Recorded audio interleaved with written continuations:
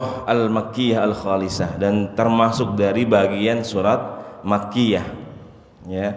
Kemudian jadi ada keterkaitan yang Allah Subhanahu wa taala ingin ajarkan kepada kita semua umat Nabi Muhammad sallallahu alaihi wasallam ya, antara tiga surah ya, ada surah Al-Humazah ya. Jadi setelah Al-Fil ini insyaallah bulan depan kita akan membahas surah Al-Humazah. Kemudian juga setelah Al-Fil ini ada surat Al-Quraisy yang bulan kemarin kita sudah membahas ya, bagaimana keutamaan-keutamaan, fadilah-fadilah ya kaumku Quraisy yang Allah berikan kepada mereka. Ya, jadi tiga surah ini saling berkaitan. Ya, ada pelajaran penting yang Allah ingin ajarkan kepada kita semua. Ya, antara keterkaitan tiga surat ini. Di surah Al-Humazah Allah jelaskan bahwasanya di situ Allah berikan ciri-ciri atau tanda-tanda manusia-manusia yang hubud dunia. Ya, manusia-manusia ada dua ciri di situ. Yang hubud dunia, yang pertama mereka yang suka mencaci, mengumpat, yang merasa dirinya besar, sombong ataupun yang lainnya. Kemudian yang kedua, ya mereka yang suka hubud dunia, ya mengumpulkan harta. Ya, dalam surah Al-Humazah mengumpulkan harta bagian dari hubud dunia, kecintaan kepada dunia. Jama'a ma law wa'addada. Itu dijelaskan dalam surah Al-Humazah. Kemudian di surah Al-Fil ini Allah tampakkan sosoknya. Jadi Allah beritahu, Allah tampakkan sosoknya. Siapa manusia ya, contoh dari manusia yang Allah sebutkan di surah tersebut Al-Humazah itu di sini Allah tampakkan, yaitu Abrahah yang mempunyai kekuasaan, sombong, kemudian mengumpulkan harta, dan endingnya akhirnya nanti kita lihat seperti apa. Ya. Kemudian di surah Al-Fil ini juga bagaimana Allah Subhanahu wa taala memperlihatkan kekuasaannya, menyelamatkan ya kaum Quraisy, yang membebaskan kaumku Quraisy dari serangan Abrahah ketika itu. Salah satu bentuk kemuliaan juga yang Allah berikan kepada kaum Quraisy. Ya, jadi yang pertama tadi bagaimana Allah Subhanahu wa taala di Al-Fil ini Allah tampakkan kebesarannya ya ketika perang gajah tersebut. Kemudian yang kedua hikmahnya adalah bagaimana Allah Subhanahu wa taala menyelamatkan kaum Quraisy. Ya, salah satu keistimewaan kemuliaan yang Allah berikan. Dan juga di surah Al-Quraisy Allah lebih detail lagi tuh, lebih jelas lagi bagaimana fadilah-fadilah, keutamaan-keutamaan yang Allah berikan kepada orang Quraisy. Ya, tapi mereka malah melupakan nikmat-nikmat Allah Subhanahu wa taala, seperti yang sudah kita bahas kemarin. Jadi ini adalah bagaimana Allah Subhanahu wa taala yang menampakkan kepada kita bagaimana kekuasaan Allah Subhanahu wa taala. Ahamul maqasid, jadi tujuan utama dari surah Al-Fil ini yang tadi pertama, tazkiru ahlum Makkah bifadlillah taala. Allah tunjukkan keutamaan kota Mekah sebagai tanah haram, tanah suci ya, kemudian Ka'bah sebagai rumah Allah Subhanahu wa taala. Ya, Allah tunjukkan bagaimana kebesaran Allah Subhanahu wa taala. Kemudian juga di sini tabsyirun Nabi sallallahu alaihi wasallam bi annahu subhanahu wa taala kafilun bi riayati wan nusrih ala a'daihi. Kemudian di sini juga berita gembira ya, basyirah, busyra. Ya, Allah menguatkan Nabi kita Nabi Muhammad sallallahu alaihi wasallam bahwasanya jangan takut, karena Allah Subhanahu wa taala yang senantiasa membantu perjuangan Nabi kita Nabi Muhammad sallallahu alaihi wasallam. Seperti dulu ya ketika perang gajah itu, tahun gajah, bagaimana Allah yang memberikan bantuan menolong orang Quraisy ya ketika mau diserang sama Abraha. Wa qissatu ashabul fil minal qasas al-masyhur 'indal Arab. Ya, jadi kisah ini ya, kisah gajah ini, Abraha ini adalah memang kisah yang paling masyhur ketika itu. Ya, di seluruh Jazirah Arab ini adalah kisah yang paling masyhur. Sama seperti kita misalkan tentang kisahnya tsunami di Aceh. Ya, orang Indonesia pasti tahu ya bagaimana tsunami di Aceh. Kalau ada yang nggak tahu berarti dia al-kuperun, ya, orang-orang yang kuper. Kalau dia baca, ya, dia baca sejarah, dia lihat TV, dia baca koran, ya, dia akan tahu bagaimana tsunami Aceh itu seperti apa. Ya, jadi ini adalah kisah yang begitu masyhur. Makanya Al-Fil ini ya surah yang masyhur dalam kehidupan kita. Ini surah yang di luar kepala, yang sudah familiar dalam telinga kita, yang sering kita baca. Kemudian juga bahwasanya tadi kisah ini ya dikenal di seluruh Jazirah Arab, ya. Jadi latar belakang atau background dari surah Al-Fil ini, Bapak Ibu yang dirahmati Allah Subhanahu wa taala, adalah bahwasanya di Yaman itu, ya, Yaman ini pernah menjadi negara yang memang adidaya, berkuasa dalam perdagangan. Ya, di Yaman ini, di Son'a, pernah ada port, ada pelabuhan yang menghubungkan antara Asia dan Eropa ketika itu untuk jalur perdagangan. Mereka kumpul di situ. Ya, mereka kumpul di situ transaksi, dan ini adalah pusat perdagangan dunia ketika itu. Dan akhirnya pelabuhan tersebut, port tersebut itu suatu saat pernah ada banjir bandang, badai tsunami yang menghancurkan pelabuhan tersebut. Akhirnya semua habis luluh lantah. Ya, kira-kira sekitar tahun 450 atau 451 sebelum Masehi. Ya, ketika kerajaan Sabah itu ada seperti itu, kemudian dihancurkan oleh Allah Subhanahu wa taala, ya, lewat banjir bandang, lewat badai yang begitu besar, dihancurkan. Ya, kita lihat bahwasanya sejarah membuktikan seperti itu. Dan kemudian bahwasanya yang kita lihat bahwasanya ketika itu keturunan dari Nabi Ibrahim alaihissalam. Jadi keturunan Nabi Ibrahim alaihissalam ini ketika pada saat itu masih berpencar, belum bersatu. Ya, jadi keturunan Nabi Ibrahim alaihissalam ini begitu banyak, Bapak Ibu semua, dan berpencar. Mereka nggak tinggal di satu tempat, mereka berpencar ke Hijaz, ke Yaman, ya, ke negara-negara tetangga ataupun yang lainnya. Itu keturunan Nabi Ibrahim alaihissalam. Dan akhirnya lambat laun mereka bersatu. Ya, makanya kemarin kita bahas salah satu kaum, yaitu kaum Quraisy, itu artinya adalah mereka suka berkumpul. Tajammu, mereka bersatu. Ya, jadi dari keturunan Nabi Ibrahim alaihissalam ini mereka akhirnya bersatu. Ya. Dan setelah mereka bersatu, kaum Quraisy ini kan kemarin kita sudah bahas bahwasanya salah satu kebiasaan orang Quraisy ini mereka suka berdagang, suka bertransaksi kemana-mana. Dan mereka dihormati. Ya. Ketika orang Quraisy ini pergi ke Yaman, ke Syam, atau ke tempat-tempat yang lainnya, mereka dihormati. Ini salah satu keutamaan orang Quraisy. Ya, makanya ketika mereka terkenal dengan transaksinya, perdagangannya, mereka dihormati, maka ya orang-orang Quraisy ini mempunyai haibah, mempunyai kehormatan yang luar biasa. Ya. Mereka merasa bahwasanya mereka ini yang memiliki pusat ekonomi pada saat itu, pusat perdagangan, peradaban. Ya, kalau dulu kan Yaman, ya, pusat perdagangannya, ya, punya pelabuhan, tempat transaksi yang begitu besar. Tapi setelah itu hancur, maka orang kafir Quraisy, orang Quraisy yang menguasai ketika itu. Ya, jadi orang Quraisy merasa bahwasanya mereka pada saat itu yang memiliki perdagangan dunia. Ya, mereka berdagang di waktu musim dingin, kemudian musim panas mereka berdagang, aktivitas mereka seperti itu.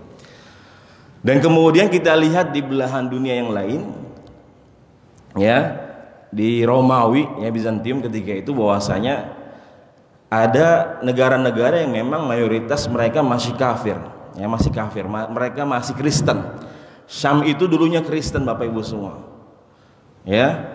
Kemudian Yaman itu Kristen, kemudian diperangi orang-orang Kristen ketika itu, kemudian diganti dengan Yahudi, dikuasai oleh orang Yahudi. Kemudian juga Al-Habasyah, ya, Ethiopia, itu dulu Kristen, orang Kristen kebanyakan, ya. Makanya ketika Yaman, ya, dikuasai sama Kristen kemudian diperangi sama orang Yahudi, nah orang-orang Habasyah ini, Ethiopia, ya, kemudian juga orang Syam ini yang mayoritas Kristen, mereka nggak terima ketika saudara-saudara mereka orang-orang Nasrani ini yang Kristen ini mereka dihabisi oleh orang Yahudi, ya, mereka dihabisi oleh orang Yahudi. Makanya ketika mereka bersatu, Syam sama Habasyi ini sama Ethiopia, mereka mengangkat menjadikan satu orang untuk menjadi penguasa di Yaman, menjadi gubernur di Yaman, yaitu siapa? Ya, Abraha, ya, yang menjadi penguasa di Yaman, di Sana'a. Dia aslinya orang Habasyi, orang Ethiopia, ya, akhirnya dijadikan penguasa di Yaman ketika itu, ya. Jadi orang Yahudi dihabiskan, dikuasai sama si Abraha. Kemudian ketika Abraha ini melihat bahwasanya sentral dunia ketika itu adalah orang-orang Quraisy, ya. Tadi pertama bahwasanya pusat perdagangan, transaksi di sana. Kemudian juga ada kemuliaan, ada Ka'bah di Mekah ketika itu. Makanya orang-orang Quraisy, orang-orang Arab dulu begitu cintanya sama Ka'bah, walaupun mereka ingkar kepada Allah Subhanahu wa taala. Yang kemarin sudah kita bahas, walaupun mereka ingkar kepada Allah tapi mereka tetap menjaga Ka'bah. Ka'bah nggak dihancurin oleh mereka, ya, karena mereka cinta dengan Ka'bah. Kemanapun mereka pergi berdagang, mereka pasti ingat dengan Ka'bah, ya. Ini cintaan orang-orang Arab dulu kepada Ka'bah sebagai tempat yang dimuliakan, tempat yang disucikan. Makanya ketika Abraha, ya, melihat keadaan seperti itu, makanya Abraha ini mempunyai keinginan untuk menguasai lagi, ya, ekonomi dunia, perdagangan dunia. Jadi motif utama dari penyerangan, ya, Ka'bah yang dilakukan oleh Abraha ini adalah motif utamanya adalah ekonomi sebenarnya, ya, karena ia ingin menjadikan pusat perekonomian, ya, pusat transaksi itu nanti di Yaman, ya. Makanya Abraha ini membuat sebuah bangunan gedung pencakar langit, tempat ibadah, membuat katedral di Yaman, namanya Qulaisy. Bapak Ibu, kalau kita lihat bangunan itu, kalau kita pakai peci, ya, kalau kita ngelongok ke atas nih, peci kita jatuh karena saking tingginya. Ini mau menandingi Ka'bah yang ada di Mekah. Gimana supaya peradaban ini, pusat, ya, pusat ekonomi ini bisa pindah, karena ketika hidup dan saat itu dikuasai oleh orang Quraisy, ya. Pada saat itu orang berbondong-bondong menuju Ka'bah, ya, saking cintanya, saking hormatnya dengan Ka'bah, ya. Makanya si Abraha ini bangun Qulaisy ini, ya, katedral ini untuk menandingi Ka'bah. Terjadi faktanya adalah, ya, orang-orang pada saat itu, orang-orang Jazirah Arab ketika itu masih berada di Mekah. Tetap yang ramai ketika itu adalah Ka'bah. Tetap yang menguasai ekonomi pada saat itu adalah orang-orang Quraisy. Makanya setelah impian si Abraha ini tidak tercapai, dia niatnya adalah untuk menghancurkan Ka'bah. Jadi ada niatan dia untuk bisa menghancurkan Ka'bah, ya. Ada niatan dia untuk menghancurkan Ka'bah, ya. Jadi setelah dibangun kemudian harapannya tidak sesuai dengan kenyataan, maka dia berniat, ya, ada harapan dia untuk bisa menghancurkan Ka'bah. Akhirnya si Abraha ini berkoalisi dengan para penguasa-penguasa di Habasyi.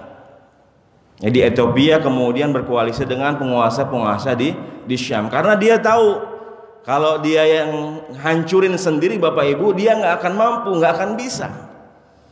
Ya, makanya dia mengangkat isu. Karena ketika itu dia sudah berbicara dengan orang-orang penguasa di Habasyi, di Syam, akhirnya berita tersebut tersebar luas. Ya, dengan orang-orang Arab yang mereka memang cinta kepada Ka'bah ketika itu. Ya, ketika dia dengar orang Arab ini Ka'bah mau dihancurin, ada salah satu orang Arab ini yang langsung kesel, langsung marah.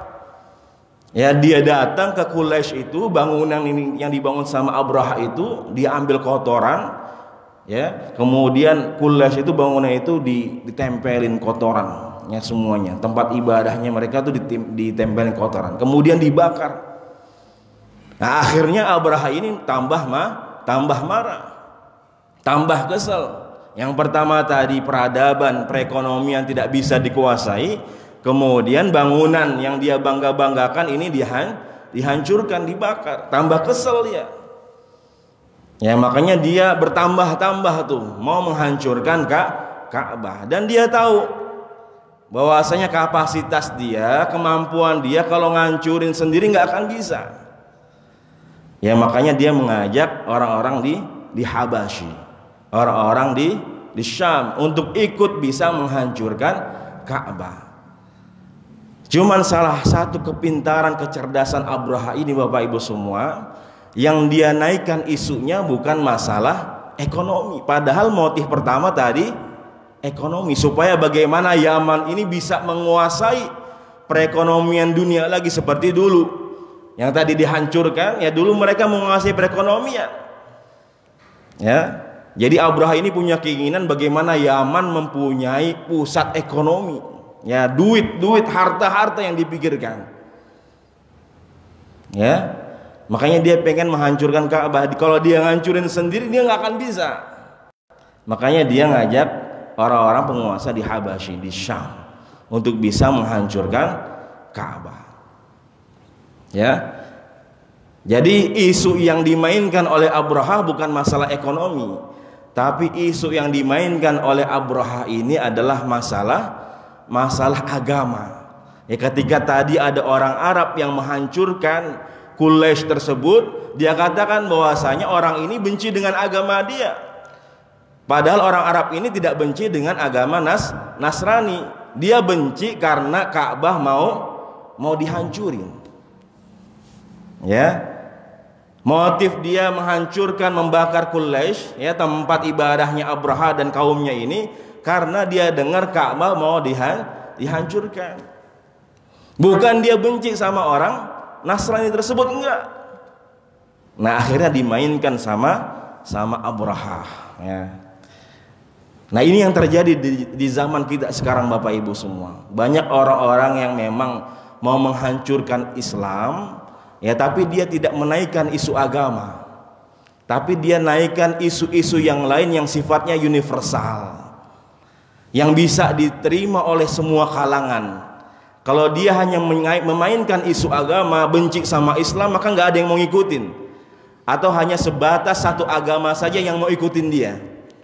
Tapi kalau dia naikkan isu-isu yang universal, yang umum, maka orang semua akan berkoalisi dengan dia. Benci sama Islam, dinaikin bahwasanya kita harus menegakkan demokrasi. Makanya khilafah itu dibenci. Ya. Kemudian misalkan benci sama Islam, dinaikin isu teroris. Ya, padahal intinya ingin menghancurkan agama Islam. Jadi kalau dinaikkan isu agama, orang nggak bakal ikut. Ya, isunya adalah kita benci dengan Islam, nggak bakal ada yang ikut, nggak ada yang mau koalisi. Makanya ini yang terjadi ketika Bush, ya, dulu mau ketika menghancurkan Irak itu, yang dinaikkan bukan isu agama. Ya, kalau isu agama nggak ada orang yang mau ikut, nggak ada yang mau ikut koalisi. Tapi yang dinaikkan sama Bush, presiden Amerika, itu adalah bahwasanya Irak ini mempunyai senjata penghancur massal. Ya, yang dinaikkan sama bus isu yang universal yang bisa diterima oleh semua kalangan. Makanya ketika itu Perancis, Jerman, Inggris ikut sama bus. Ya. Nah, ini sudah dilakukan sama Abraha. Jadi apa yang sudah dilakukan sama bus ini, gaya-gaya politiknya, gaya-gaya kepemimpinannya ini sudah dilakukan sama Abraha. Ya. Jadi kalau kita lihat cerita-cerita dalam Al-Quran ini luar biasa, up to date, ya, terjadi dalam kehidupan kita semua Bapak Ibu semua. Jadi apa yang sudah dilakukan oleh bus ini sudah dilakukan oleh Abraha. Ya, makanya dia mengambil isu bahwasanya ketika itu yang laku adalah isu agama, makanya semuanya ikut. Ya, ketika yang laku, ya, yang ramai ketika itulah isu agama, maka dinaikkan isu agama bahwasanya orang yang membakar Quraisy ini mereka benci dengan agama Nasrani, agama Kristen. Makanya kita harus menghancurkan Ka'bah ini. Ya. Jadi mereka berkoalisi. Ya, berkoalisi, akhirnya ya Allah Subhanahu wa taala yang menurunkan firman Allah Subhanahu wa taala, alam tara kaifa fa'ala rabbuka bi ashabil fil. Ya, ketika Abraha ini mau menghancurkan Ka'bah, bahwasanya pasukan Abraha ini lebih banyak ketimbang penduduk Mekah. Ya, bayangkan Bapak Ibu semua. Jadi pasukan Abraha ini lebih banyak ketimbang penduduk Mekah pada saat itu. Dalam satu riwayat dijelaskan ada 12.000 atau bahkan sampai 16.000 pasukan. Ya, yang mau menghancurkan tadi hasil koalisi Abraha, Yaman, kemudian Habasyi, Ethiopia, kemudian dengan Syam. Ya, mereka berbondong-bondong mau menghancurkan Ka'bah. Jadi pasukan mereka lebih banyak daripada penduduk Mekah. Ya, kan Singapura gampang. Ya. Karena penduduk Singapura sedikit, ya. Kita semua yang laki-laki ngencingin Singapura juga semua kebanjiran, kelelep. Itu bisa diibaratkan seperti itu. Ya, pasukan Abraha begitu banyaknya, ya. Kemudian penduduk Mekah sedikit. Ya, makanya Allah Subhanahu wa taala menjelaskan kepada Nabi kita Nabi Muhammad, bagi dakwahnya Nabi kita Nabi Muhammad sallallahu alaihi wasallam. Ya, jadi motif yang utama tadi Abraha menghancurkan Ka'bah adalah ingin menguasai perekonomian, ya, pusat perdagangan dunia. Tapi yang dinaikkan adalah isu agama untuk menghancurkan Ka'bah. Makanya Allah Jalla Jalaluhu di sini Allah Subhanahu wa taala dalam firman-Nya mengatakan, alam tara kaifa fa'ala rabbuka bi ashabil fil. Ya, alam tara kaifa fa'ala rabbuka bi ashabil fil. Alif di sini, hamzah di sini adalah harful istifham untuk bertanya, apakah, ya, dalam tafsiran dijelaskan, apakah kamu Nabi Muhammad SAW tidak melihat? Ya, hamzah di sini adalah harful istifham, kemudian lam itu huruf jazm. Ya, ada huruf jazm, ada huruf nafyu. Ya, kalau huruf jazm belum pernah terjadi, tapi akan mungkin terjadi. Ya, kalau nafyun itu tidak akan pernah terjadi. Itu bedanya jazm dengan nafi. Kalau kita belajar bahasa Arab Bapak Ibu semua, di sini lam.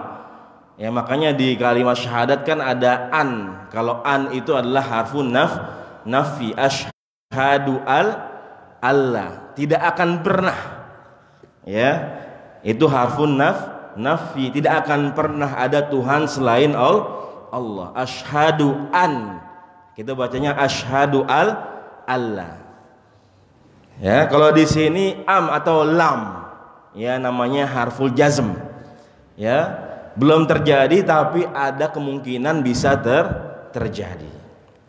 Alam tara kaifa fa'ala, ya, tidakkah kamu melihat, ya, wahai Nabi Muhammad. Di sini ada penafsiran dua Bapak Ibu semua.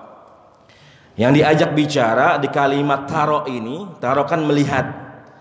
Taro ini bentuknya fi'lul mudhari, fi'lul madi apa fi'lul amr, Pak? Taro.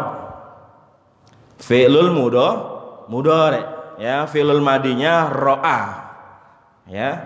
Fi'lul madinya ro'a. Fi'lul madi adalah sesuatu yang sudah kita kerjakan. Kalau fi'lul mudhari sedang dikerjakan dan terus, ya, yang akan datang juga boleh pakai fi'lul mudhari. Kalau fi'lul amr bentuknya adalah perintah. Dan di sini Allah Subhanahu wa taala mengatakan alam taro fi'lul mudhari berarti sedang terjadi. Ya. Padahal kalau kita lihat di sini ketika diajak bicara Nabi kita Nabi Muhammad sallallahu alaihi wasallam, ini peristiwa Ashabul Fil ini, peristiwa Abraha ini sudah terjadi apa belum, Pak? Sudah terjadi atau belum? Sudah terjadi apa belum? Sudah, karena sudah lahir Nabi kita Nabi Muhammad sallallahu alaihi wasallam. Ya, jadi peristiwa Abraha itu sekitar 50 hari, ya, menjelang kelahiran Nabi kita Nabi Muhammad sallallahu alaihi wasallam. Makanya sangat masyhur ketika itu. 50 hari kurang lebih sebelum dilahirkan Nabi kita Nabi Muhammad sallallahu alaihi wasallam. Berarti peristiwanya sudah terjadi. Tapi kenapa Allah Subhanahu wa taala mengatakan wahai Muhammad tidakkah kamu melihat? Ya, kalau kalimatnya tara berarti tidakkah kamu melihat sekarang? Padahal peristiwanya sudah terjadi. Maksudnya apa?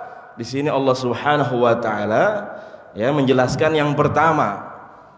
Ya, para ulama tafsir menjelaskan bahwasanya yang diajak ini bisa jadi adalah orang-orang Quraisy yang menyaksikan ketika itu dengan mata mereka bagaimana peristiwa, ya, Ashabul Fil itu, perang gajah tersebut, ya, peristiwa Abraha tersebut, ya, karena ketika itu yang tokoh yang paling dihormati adalah Abdul Muthalib, kakeknya Nabi kita Nabi Muhammad sallallahu alaihi wasallam. Jadi minimal orang-orang tua yang lebih tua dari Nabi Muhammad sallallahu alaihi wasallam, mereka merasakan, mereka melihat bagaimana peristiwa besar tersebut. Ya, makanya Allah ini seakan-akan menjelaskan kepada orang Quraisy, kamu nggak ngelihat dulu ketika kalian ini aku selamatkan semua dari serangan Abraha. Ya, jadi seakan-akan Allah mengingetin ya orang-orang Quraisy, kamu nggak ngelihat dulu bagaimana aku selamatkan. Ya, ketika Nabi Muhammad ini berdakwah kepada Quraisy, Allah bilang kepada orang Quraisy, apakah kamu tidak melihat bagaimana dulu, ya, aku selamatkan kalian dari serangan Abraha. Ya, karena ketika itu orang-orang yang merasakan, yang melihat peristiwa itu masih hidup. Ya, Nabi Muhammad belum lahir, tapi Nabi Muhammad mendengar cerita-cerita tersebut karena cerita yang masyhur. Itu yang pertama, bahwasanya Allah Subhanahu wa taala, ya, mengingatkan orang Quraisy. Kemudian yang kedua yang diajak bicara oleh Allah Subhanahu wa taala menurut para ulama tafsir adalah tadi Nabi kita Nabi Muhammad sallallahu alaihi wasallam. Ketika Nabi Muhammad tahu bagaimana peristiwa tersebut, yang mendengar sejarah, ya, dari para orang tua Nabi Muhammad sallallahu alaihi wasallam, ya, apakah Nabi Muhammad tidak tahu bagaimana kekuatan Allah Subhanahu wa taala? Ya, bagaimana pertolongan Allah Subhanahu wa taala, ya, kepada, ya, kafir Quraisy, ya, orang Quraisy ketika itu, kemudian kepada Ka'bah Baitullah sebagai tempat yang mulia. Ya. Kemudian kalimat kaifa. Kaifa ini artinya Bapak Ibu semua artinya adalah bagaimana. Ya. Kemudian kenapa di sini Allah Subhanahu wa taala memakai kalimat kaifa? Kalau kita lihat kalimat-kalimat dalam Al-Qur'an ini begitu indah Bapak Ibu semua. Jadi pemakaian kalimat-kalimat dalam Al-Qur'an ini enggak sembarangan, mempunyai arti yang begitu dalam. Ya. Misalkan kalimat, ya, kita diperintahkan salat wa amilus shalihat, yang memerintahkan untuk berbuat baik misalkan. Ya, kenapa nanti kita bahas? Kenapa tidak mengatakan Allah Subhanahu wa taala waf'alus shalihat, tapi Allah mengatakan wa'malus salihan. Ya. Atau kalimat perintah salat wa aqimus shalah. Tidak memakai kalimat wa amilus salat wa amalus shalah. Kerjakan salat. Kenapa kalimatnya wa aqimus shalah, dirikanlah salat? Karena salat itu harus sesuai dengan syarat rukunnya, harus berdiri tegak, ya, harus sesuai dengan apa yang diperintahkan oleh Allah dan Rasulullah Shallallahu Alaihi Wasallam. Maka kalimatnya wa aqimus shalah, dan dirikanlah. Kalau berdiri berarti harus lurus, tegak lurus. Bagaimana sholat kita harus benar, ya. Jadi perintahnya wa aqimus shalah, bukan wa amilus shalah atau wa amalus shalah, enggak, tapi wa aqimus shalah. Sama ketika Allah Subhanahu wa taala memakai kalimat kaifa. Kenapa di sini Allah tidak memakai kalimat ma, misalkan? Alam tara ma fa'ala. Tidakkah kau melihat apa yang dilakukan, ya, oleh Allah Subhanahu wa taala, ma fa'ala rabbuka. Tapi di sini Allah Subhanahu wa taala memakai kalimat alam tara kaifa fa'ala rabbuka.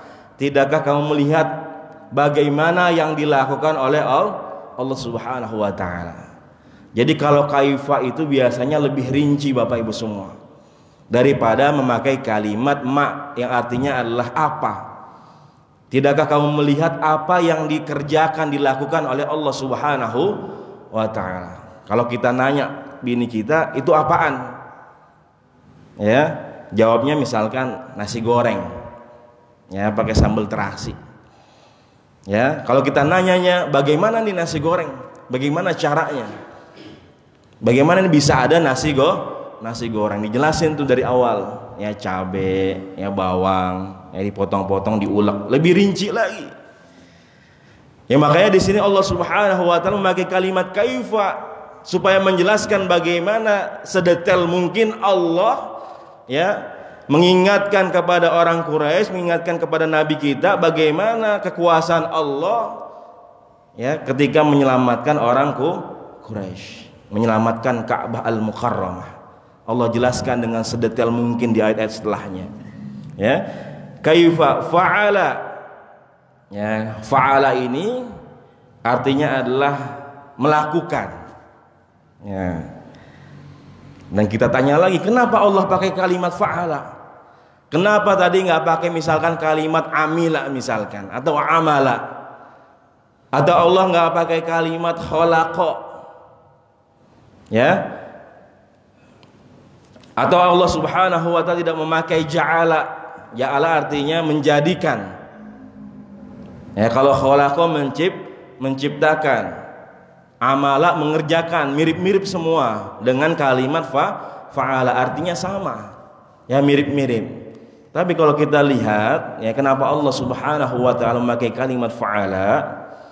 Jadi fa'ala itu beda, ya, dengan amila.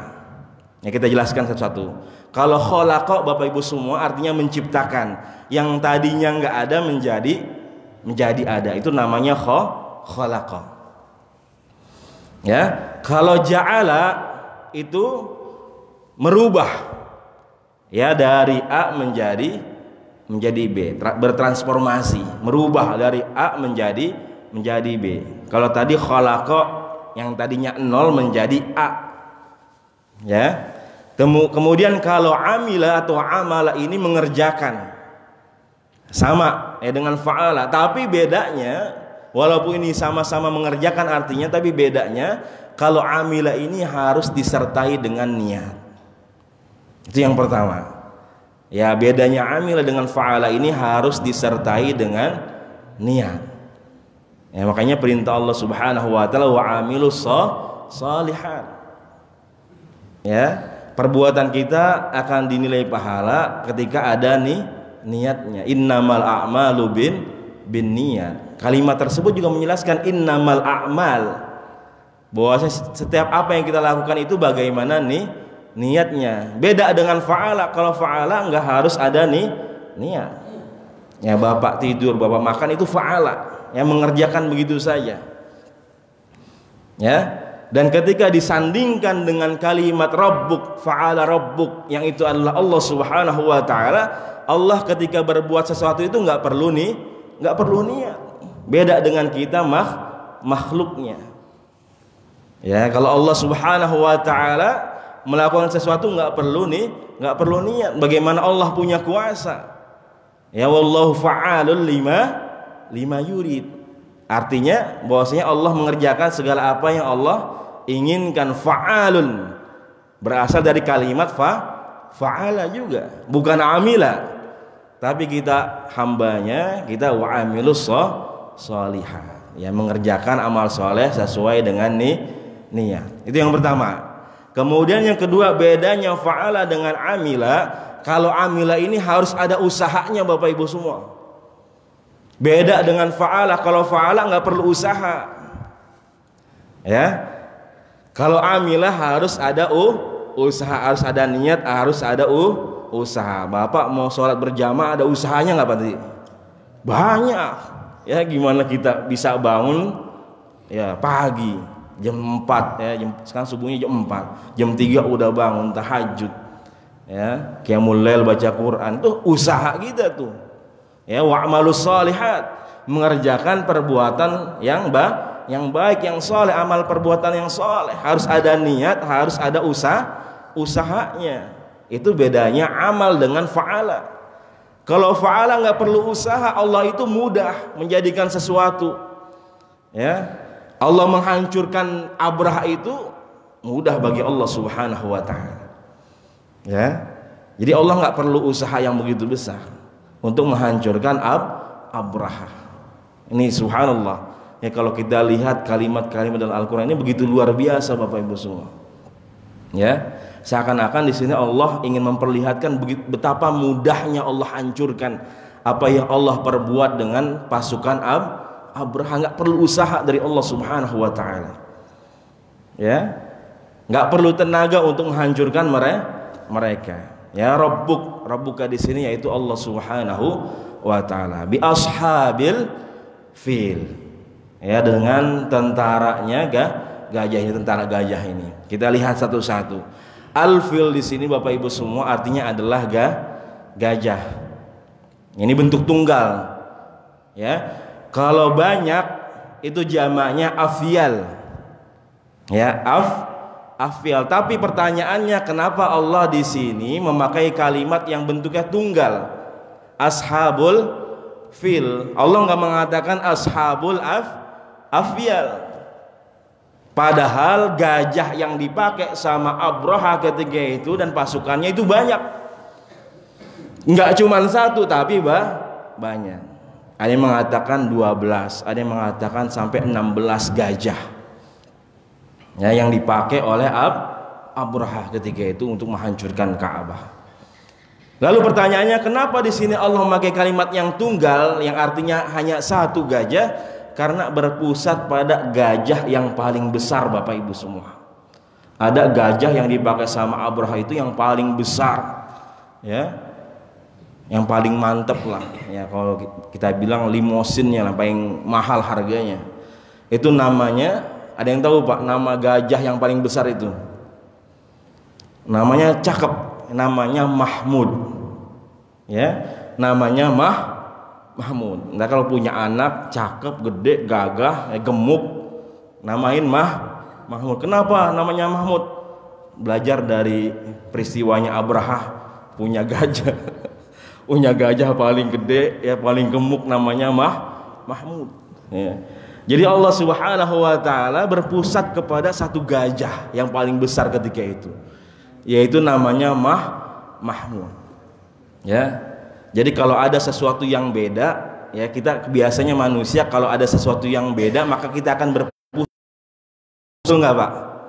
Kalau misalkan kita nih biasanya tiba-tiba datang misalkan Habib Rizik, ya itu kita akan berpusat kepada beliau, ya. Atau ibu-ibu misalkan, ya ibu-ibu pengajian tiba-tiba datang atau turun itu besar, ya asalnya adalah namanya artinya adalah sahabat.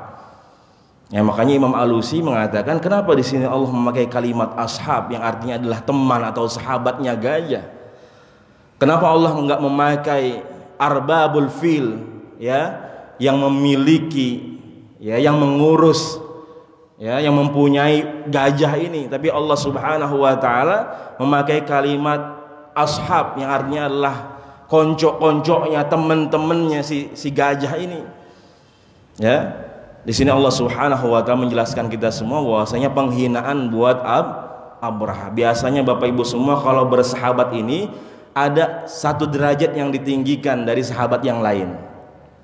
Ya. Jadi kalau kita bersahabat biasanya ada satu derajat yang ditinggikan oleh sahabat yang lain. Misalkan Nabi Muhammad dan para sahabatnya, walaupun Abu Bakar lebih tua, tapi Abu Bakar tetap dikatakan sahabatnya Rasulullah Shallallahu Alaihi Wasallam. Jadi bukan Nabi Muhammad sahabatnya Abu Bakar, tapi Abu Bakar adalah sahabatnya Rasulullah Shallallahu Alaihi Wasallam. Ya, atau misalkan di sini ada Ustadz Ma'mun, ya, saya sahabatnya Ustadz Ma'mun. Ketika Ustadz Ma'mun memang di sini ditinggikan, dihormati sebagai ketua masjid. Ya, ketika ada kalimat bi ashabil fil, di sini Allah ingin menunjukkan bahwasanya derajat Abraha ini lebih rendah. Makanya Allah katakan Abraha ini adalah ashabul fil, ya, temannya gajah, ya, konco-konconya gajah. Jadi yang disebut oleh Allah bukan ashabul Abraha, enggak, tapi ashabul fil yang Allah tampakkan di sini gajahnya, bukan Abrahanya. Abraham enggak ada apa-apanya. Ya, Abraha ini lebih hina, lebih rendah dari gajah. Makanya disebut dalam Al-Qur'an ashabul fil. Filnya yang ditunjukkan oleh Allah, gajahnya yang ditunjukkan oleh Allah Subhanahu wa taala. Ya, di dalam soal Al-A'raf kan 179 itu jelaskan.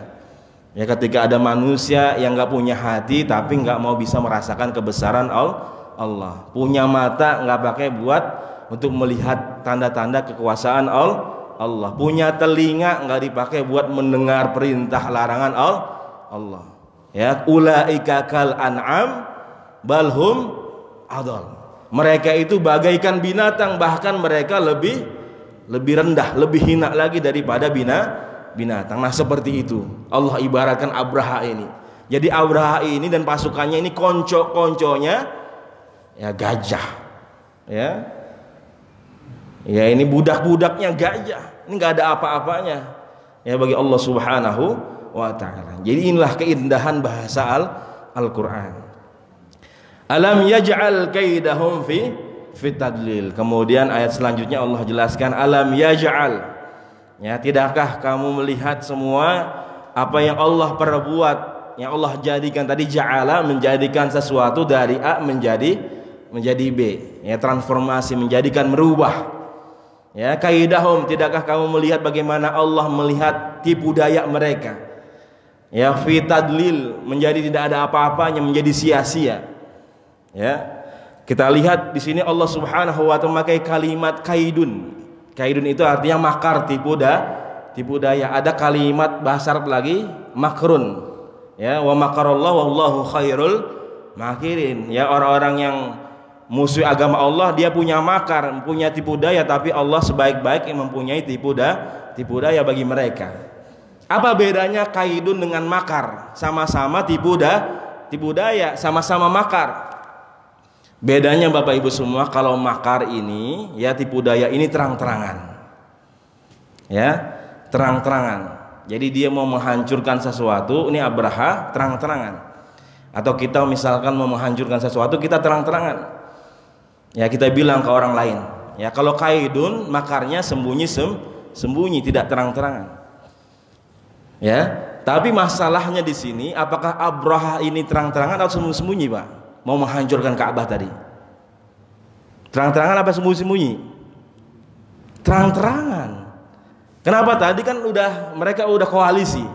Ya, sudah ada maklumat bahwasanya Abraha ini mau menghancurkan Ka'bah, sampai ada orang Arab yang dengar, sampai dia menghancurkan Quraisy, tempat ibadahnya si Abraha. Berarti ini makar yang memang sudah terang-terangan. Ya, yang akan dilakukan sama Abraha dan koalisinya sudah terang-terangan. Tapi di sini kenapa Allah Subhanahu wa taala memakai kalimat kaidun? yang artinya adalah tipu daya yang memang disembunyikan oleh dia. Ya, kembali lagi tadi, karena motif utamanya tidak dijelaskan sama si Abraha, bahwasanya dia mau menguasai perdagangan dunia pada saat itu, kekuasaan ekonominya mau dia kuasai, tapi dia nggak sebutkan di situ. Tapi yang dia angkat adalah isu agama. Orang Arab ini benci sama orang Nasrani. Ya, yang dia mainkan di situ. Jadi tipu daya yang sebenarnya yang dia sembunyikan adalah dia menguasai ekonomi pada saat itu, tapi dia nggak jelaskan ke orang-orang Habasyah, orang Ethiopia dengan orang Syam ketika itu, dia nggak jelaskan. Tapi yang dia bawa adalah isu agama. Makanya di sini Allah Subhanahu wa taala menjelaskan ya bahwasanya Allah jadikan tipu daya yang dia sembunyikan itu nggak ada apa-apanya nanti. Ya, fitadli dalam kesesatan, nggak punya apa-apa. Ya, tidak berimbas apa-apa. Ya. Kemudian ayat selanjutnya wa arsala alaihim tayran ababil. Nah, di sini Allah Subhanahu wa taala menjelaskan secara rinci. Ketika tadi pakai kalimat kaifa, bagaimana peristiwa tersebut, Allah jelaskan wa arsala alaihim tayran ababil. Jadi Bapak Ibu semua, ini gajah yang dipakai Abraha ini kalau menghadap Ka'bah, menghadap kiblat itu nggak mau jalan.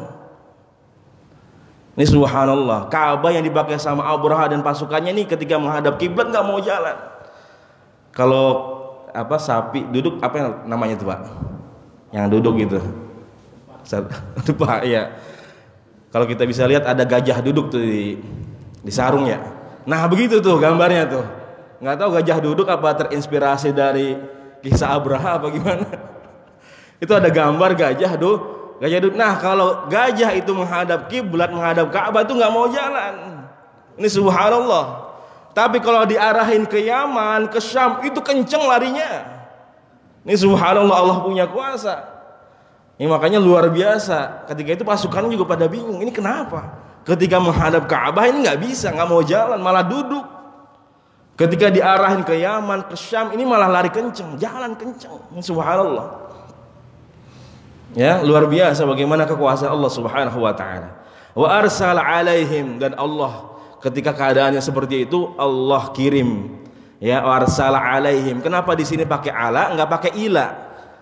Ya, biasanya kalau bahasa Arab kalau arsal rasala itu pakainya ila, dikirimkan ke, bukan dikirimkan atas, enggak.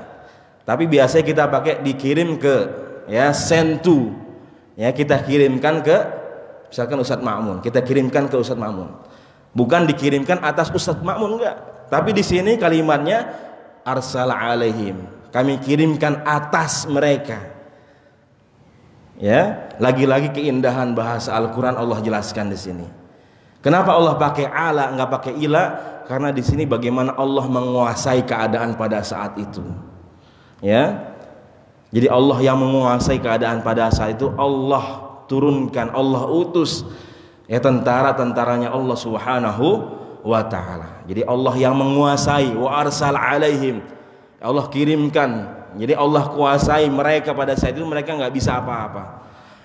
Tayron ini adalah burung, ya, ababil. Ya, ababil ini menjadi kebiasaan di negara kita, masyarakat kita menjadi burung ababil. Ya. Jadi yang menghancurkan si Abraha ini adalah burung ababil, bukan seperti itu. Ababil inilah sekelompok atau segerombolan begitu banyak. Ya, makanya kakeknya Nabi Muhammad SAW, ya, Abdul Muthalib mengatakan bahwasanya kita nggak tahu itu burung apa ketika itu. Ya, syai'un gharib, sesuatu yang aneh. Kita nggak pernah melihat burung itu. Datang dari negeri Yaman berbondong-bondong semuanya, bermacam-macam burung itu datang menghancurkan Abraha ketika itu. Jadi orang Arab aja nggak tahu itu burung apa. Tapi kita sekarang bilang itu burung ababil. Padahal kita nggak pernah lihat Pak. Pernah lihat Pak burung ababil? Enggak, paling banter lovebird, ya, murai biasanya mainannya. Nggak ada itu ababil. Burung apa tuh gacor banget? Ababil. Ya paling banter kita gitu, murai, ya lovebird ataupun yang lainnya. Tapi kita nggak pernah, karena memang nggak ada yang tahu ketika itu. Subhanallah. Jadi nggak ada yang tahu burung itu apa, seperti apa itu burungnya, namanya apa, nggak pernah melihat. Ya, dan burung itu dalam satu riwayat membawa 3 batu. Ya, ayat yang selanjutnya tarmihim bihijaratim min sijil. Ya, jadi burung itu bawa 3 batu, masing-masing burung bawa 3 batu, 1 di paruhnya, 2 lagi di tangan apa kaki ya? Burung kaki dah. Ya, kakinya tuh. Ya. Bawa batu bihijarah, hijarah itu batu, min sijil. Ada yang menafsirkan sijil itu sesuatu yang menyala. Ya, jadi sesuatu yang membakar batu tersebut. Ada yang menafsirkan sijil di situ adalah sudah dituliskan. Jadi batu itu sudah ada namanya, Pak. Ya, seperti misil ada peluru, ya. Peluru yang dibuat sama negara, suatu negara itu ditulisin namanya. Ini peluru buat si anu.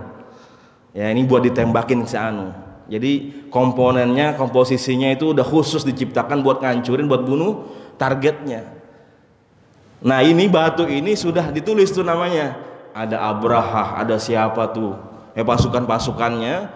Jadi batu itu sudah tertulis nama-namanya. Jadi ketika dilemparkan batu tersebut pasti akan mengenai targetnya. Ya, nyari sendiri, bergerak sendiri. Ya, kalau Bapak pernah ikut nonton Tom and Jerry sama anaknya, kalau lagi berantem tuh kan, itu kan si Tom atau ngejar si Jerry itu bakal akan kena tuh. Yang dilemparin atau yang diapain tuh bakal kena. Nah, begitu tuh. Ya, karena batu itu sudah ada nama-namanya, dan batu itu ketika dilemparin bakal kena targetnya. Jadi dengan kekuasaan Allah batu itu sudah dituliskan nama-namanya. Ya, pasukan-pasukan sudah ada, kemudian dilemparkan dan akan kena. Ya, faja'alahum ka'asfim ma'kul. Kemudian ayat terakhir bagaimana Allah Subhanahu wa taala merendahkan mereka. Ya, faja'alahum ka'asfim ma'kul. Ya, ketika tadi mereka dihancurkan. Ya, dahsyat sekali, Pak. Bahkan orang Yaman ketika itu ngeri ngelihatnya. Ya, orang Arab dulu mereka persahabatannya begitu kuat. Ya, ketika melihat keadaan Abraha dihancurkan seperti itu, jadi ketika batu ini kena anggota tubuh, sendi-sendi tulang manusia ini akan hancur semuanya. Yang ngeri sekali. Makanya orang Yaman itu mereka sangat takut apa yang terjadi sama Abraha. Ya, makanya mereka sangat takut. Faja'alahum ka'asfim ma'kul. Ketika mereka hancurkan seperti itu, asfim ma'kul itu seperti sesuatu makanan yang begitu mudah dihempaskan oleh angin. Ya, kalau ada rumput yang sudah dimakan sama sapi, sama onta, sama gajah, itu ada sisa-sisanya, kemudian mengering. Nah, itu mudah tuh, ya, ditiup sama angin. Nah, dijadikan seperti itu. Jadi penghinaan buat mereka. Tadi si Mahmud yang diagung-agungkan sama Abraha yang gajah begitu besar sebagai ketuanya, panglimanya, itu nggak ada apa-apanya. Ka'asfim ma'kul, dijadikan oleh Allah Subhanahu wa taala seperti sesuatu yang mudah, yang makanan yang mudah ditiup angin begitu saja. Ya, jadi di sini Allah Subhanahu wa taala memperlihatkan tadi bagaimana ada manusia yang hubbud dunya, yang kerjaannya hanya mencari kepuasan dunia. Kita boleh menggunakan dunia tapi sesuai isinya, kadarnya. Jangan berlebih-lebihan. Jadikan dunia di tangan kita saja. Jangan jadikan dunia di dalam hati. Jadikan dunia di luar hati kita saja, di tangan kita. Ya, Allah jelaskan contoh modelnya yaitu Abraha. Nggak ada apa-apanya di sisi Allah Subhanahu wa taala. Jadi mudah-mudahan Bapak Ibu semua kita bisa mengambil dari peristiwa ini bagaimana Allah Subhanahu wa taala yang menjelaskan kepada kita semua sehebat apapun kekuasaan kita, ya, sehebat apapun ya, harta yang kita miliki, semuanya yaitu kecil di hadapan Allah Subhanahu wa taala. Ya. Jadi ini perbandingannya antara Abraha dengan keturunan Nabi Ibrahim. Ya, Nabi Ibrahim punya keturunan yang luar biasa. Ya, ada yang beriman juga ada yang tidak beriman. Yang beriman para nabi itu. Yang tidak beriman tadi orang-orang kafir Quraisy, mereka nggak beriman. Mereka adalah keturunannya Nabi Ibrahim juga.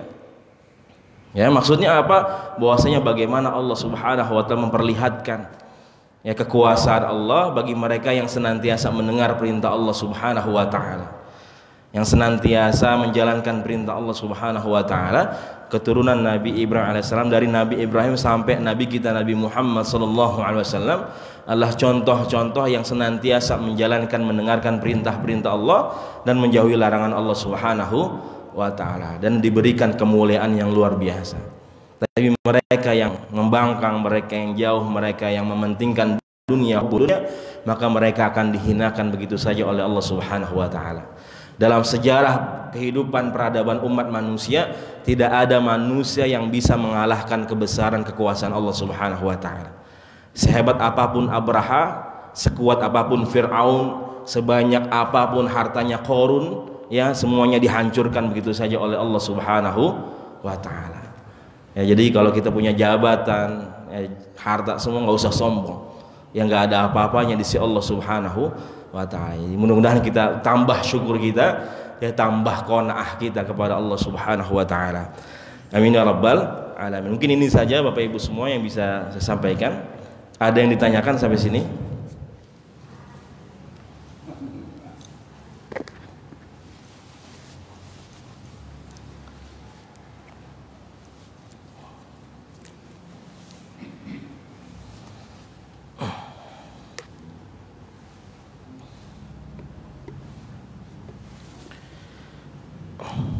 Gimana Pak? Jelas ya insyaallah Bu? Apa jelas ya insyaallah? Ya, mudah-mudahan ya bisa kita mengambil pelajaran, ya, mengambil hikmah dari apa yang setelah kita pelajari.